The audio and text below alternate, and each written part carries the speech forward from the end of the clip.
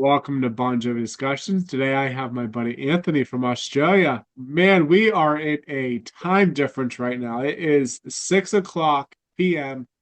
on a Tuesday night. What time is it there? 8:20 a.m. on a Wednesday morning. But we are 14 Yeah. hours. That's crazy. Hmm. Anyway, buddy, before we get started on our topic today, I always like to ask my guests, how did you become a Bon Jovi fan? Sure. So, back in the 80s, pre-Slippery When Wet, I picked up this compilation video from a record store, and it had all these hard rock bands showcased on this video. I think it was Iron Maiden and I think maybe Metallica and all these bands. And I saw this band Bon Jovi, and they had the single "Only Lonely" on there. And I thought, wow, these guys are really cool. These guys can write a song. It was like really catchy and, an uptone. And so I started looking into their catalog, and I went out and got 7,800 Degrees Fahrenheit, right? Their second record, which Only Lonely was on. And then I thought, okay, let me go back and see how far I can go with these guys. And then, of course, they had the self-titled in 84. And I was in high school at the time. And I'm really, getting into this band. And I said to all my friends at the time, because we were all into Kiss and, Motley Crue and Rat and all the up and coming, hard rock bands out of LA. And I remember saying to my friends, man, you've got to listen to this band, Bon Jovi. They are really, really cool.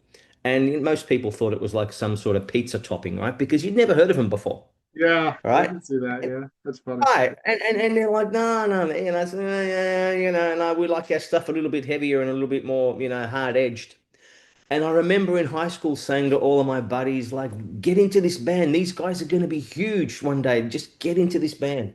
Can I just make a quick note? Sorry to interrupt. When people say that they're not like back in like with debut on 7800 when they were like when people were saying oh they're not hard edge they're not rock and roll blah blah, are you kidding me? Put on those Hmm. albums like that's some of Richie's heaviest guitar riffs and Yeah. Tico's drumming and stuff like you get stuff like hardest part is the night and Yeah. a bunch of 700 especially is Yeah. definitely a harder rock album. Yeah, absolutely. I think it was more that it was, we were comparing it to some of the other stuff we were listening to. And but nobody the name stuck out, right? Because nobody had heard of this band. And I just kept telling people, get onto this band, they're gonna be huge because they can write a song. And I think that's what's kept them so relevant for so long is they've got great songs. And of course, Slippery When Wet comes out, Yeah. and then all my friends are like, "Oh my God, that's that band that you told us about that we should have listened to." Yeah, so exactly. So, so I got into them with the second album, and then got the first two records, just played them to death. And funny enough, when Slippery When Wet came out, because the first two albums are so good, I started hunting down all these record stores in Australia. Like, when are you getting Slippery When Wet? When are you getting Slippery When Wet? And back then, there was no internet, there was no mobile phones. And I remember this one store in Melbourne here in Australia, they got an import version on a Friday night. No, and I'd rung every record store I could think of in Australia, and none of them had the record yet because it wasn't released locally.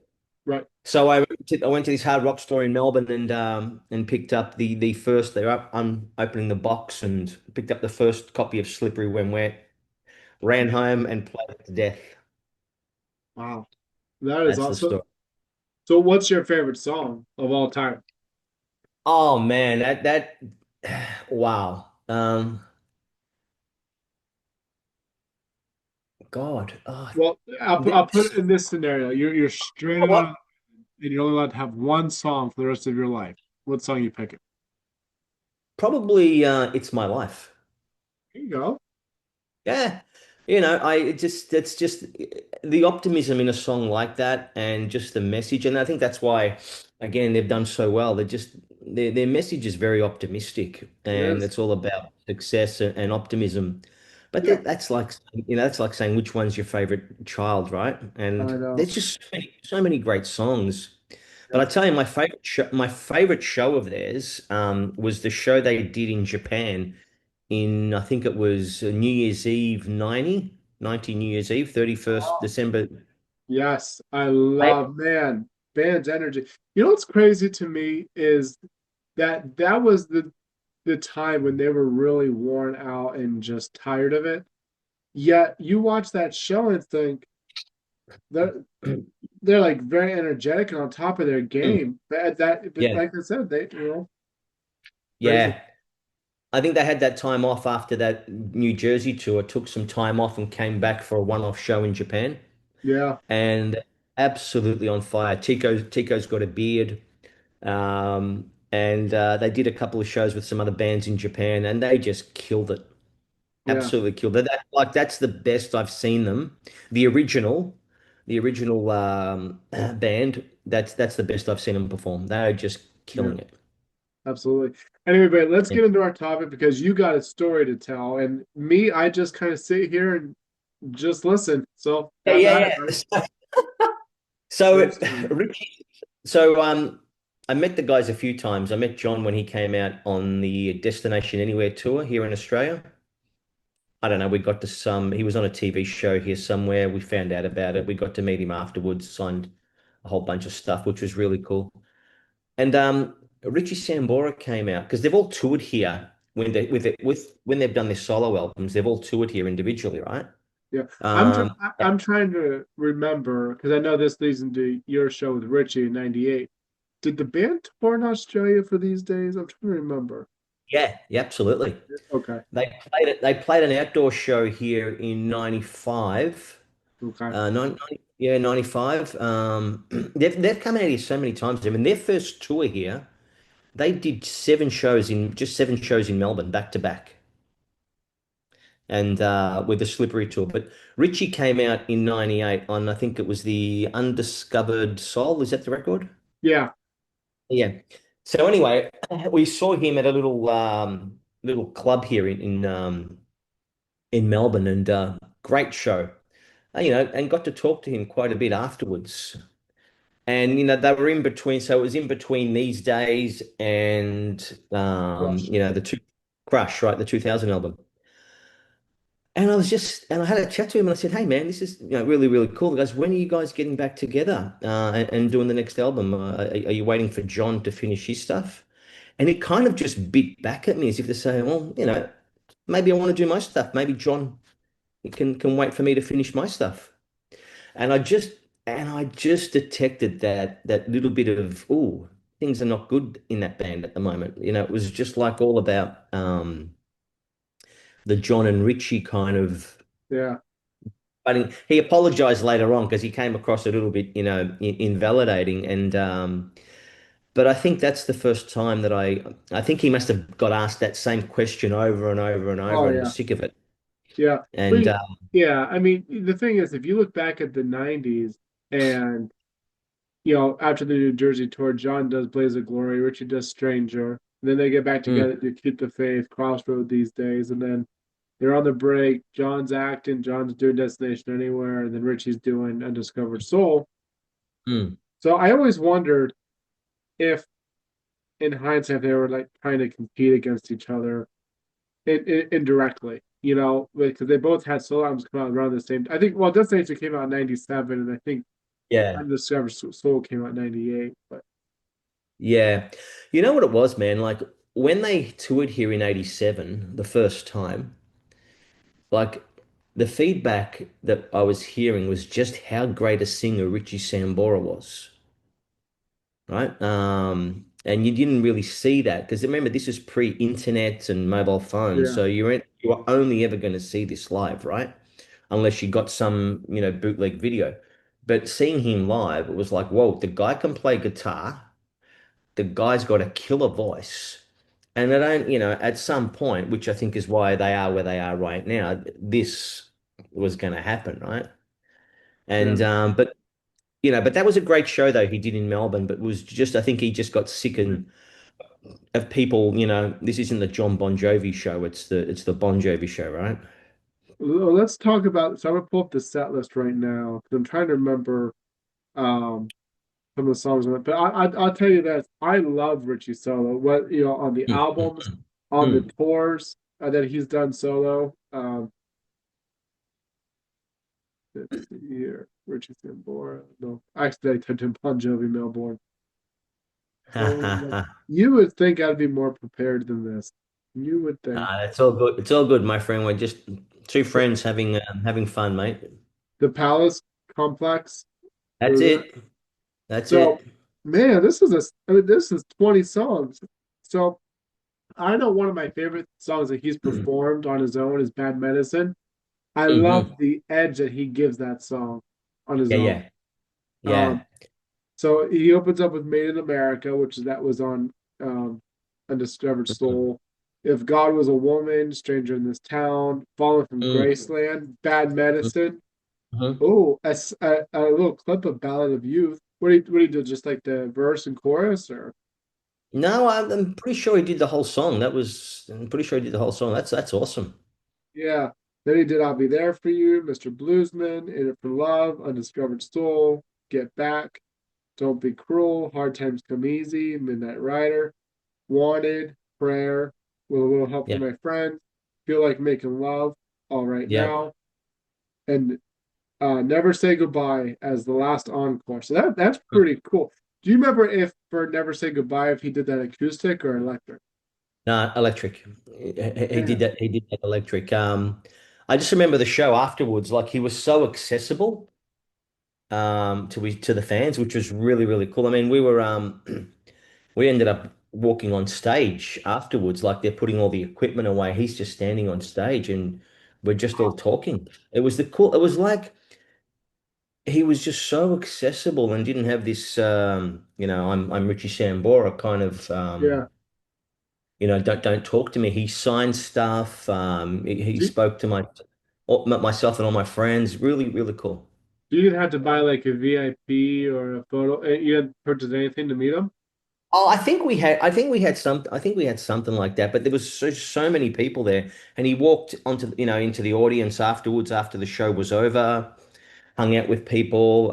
He was talking to some guitar player friends of mine about his rig and what he had, and like really cool. But I think the whole when you're getting back together with Bon Jovi or like Yeah, silly, yeah, you have to wait for John, and it was like, oh, it just rubbed him up the wrong way.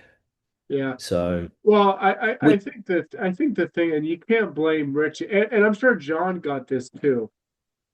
When you're trying to promote your solo work in a project yeah, that you're working on outside of the band, that you're yeah, working passionately on, and you're yeah, continually every interview asked, "When's Bon Jovi? When do you guys come back with a new album?" You know, but you want to be like, yeah, "No, I want to show you Destination Anywhere. I want to show you Undiscovered Soul. I want to show you what I yeah, am capable of as an artist."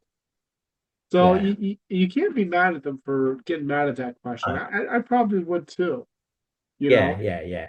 So, But but yeah, just that show in Melbourne was absolutely killer, and yeah, and all the diehard fans were there because we were all hoping he'd play some really deep cuts as well, which I think he did, and some of the cover songs that he did from Free were awesome. But it was yeah, really cool, really cool meeting him. Just found him so accessible. yeah. Yeah. That's really cool, man. That really is. Any other highlights from that show that you want to talk about? No, that was that. That was that. Then obviously, John came out in '97. This is the great thing about the band. They've never forgotten Australia. Yeah, They are, they're like these guys are, they're number one all over the world, right? But they always, they're always every tour they always make it out here. And John came out with Destination Anywhere, and he filled out like the Rod Laver Arena here. I think he did a few shows here as well. One of the coolest things, actually, I forgot to tell you, one of the coolest shows they did was the Lost Highway tour. So they came out here, right, to do a proper tour. right. But I got word one Friday morning that there was this band that was going to be playing a secret show in Melbourne. It was a Oh, warm-up show, so it wasn't advertised. I think they only promoted it 24, 48 hours beforehand. but they didn't promote it as Bon Jovi. Ah, how'd they promote it? Just secret band? Yeah. It was just the New Jersey Syndicate or something like that was the. Then you So know. right, but the thing was like they did it 48 hours beforehand, and it was like, is it them? Is it them? Is it gonna go? And they just played this show that which they played. They brought it forward before the tour. Yeah. It's like a warm-up show. It looked like a warm-up show, and it was really cool because they just did all these deep cut songs. It was almost like a rehearsal. Wow. Uh, That's awesome, re- man. and you're just sitting there going, "Wow, this wasn't advertised. This wasn't what I had planned today." And it was just so cool because um, they just mucked around with so many different versions of different songs. So Wow. it's really cool that they've always come out here. The best, I think, one of the best shows I saw was 2013 when Richie had left. They did that tour, and we had about, I think we had three seats from the front. You know, where they had the car, Oh yeah, the Sophia. Yeah, yeah, and that was an outdoor show. But these guys, man, they're massive over here, man. These guys are I know. absolutely Yeah, they're it's amazing because here, we'll leave this episode with this. In America, it's up and down. Unfortunately, you know how incredible These Days album is. You know, yeah, yeah. it's some of their best work, but because in America, 95 was the time for pop and grunge, there wasn't, room for stuff like Bon Jovi. So the album didn't do as well as it should have. But overseas, it hit number one, and overseas is what kept that album and that band alive. So there's so much love for in Japan and Australia. A lot of people kept this band alive overseas. Yeah. And when did you became a fan, what, 92, 93, if I recall? Uh, 2000. I'm sorry. I'm going through a head cold right now, and my head's pounding. Can you repeat that? Yeah, 2000 you became a fan for the first time, right? Yeah, 2000. With it's my life. Yeah, a little boy, 8 years old, found It's My Life on the VH1, and every day I waited for that video to because like you said earlier, this is before internet and stuff, and well, you could get on AOL, but like the dial-up was just terrible, and you're lucky if you could Yeah. even play anything. So every day I'd wait on VH1 to watch the music video, and Mm. then eventually Crush came out. My parents got me Crush. I couldn't get enough of Crush. I got the discography, and here you go. That's the shorter. My head is just pounding right now. That's cool, man. I Honestly, won't, I won't, I won't keep you talking, man. No, listen, man. And again, buddy, I want to tell you, thank you. Huge pops for you, man, and what you do for this band and what you put out on social media, your podcast. It's incredible what you do, man. So you lots of admiration for you, my friend. I love watching your posts and watching your podcasts and and the way that you're so close to the band and the way that you help promote the band is really freaking awesome, man. So like it's an absolute pleasure, mate, talking to you and I really acknowledge what you do for this band and you should get all the credit that the band gives you and you should get all the benefits that you get from doing such a thing, man, because it's really freaking awesome. Thanks, but I really appreciate that very much. And for Yeah. those that are listening, I apologize. This isn't the greatest episode on my end. I am just going through head cold, and I can't give my my all today. But Anthony, thank you for coming on and telling your Yeah. story. And I know you gave me a whole list of other ideas to talk about. So I definitely want to have you on again. And it was That's great okay, having man. you on, buddy. So Yeah. All the best, my friend. All the yeah, best. And yes. stay on. I'm gonna end the recording, but thank you again, buddy. Appreciate you. All Yeah. right. Yeah.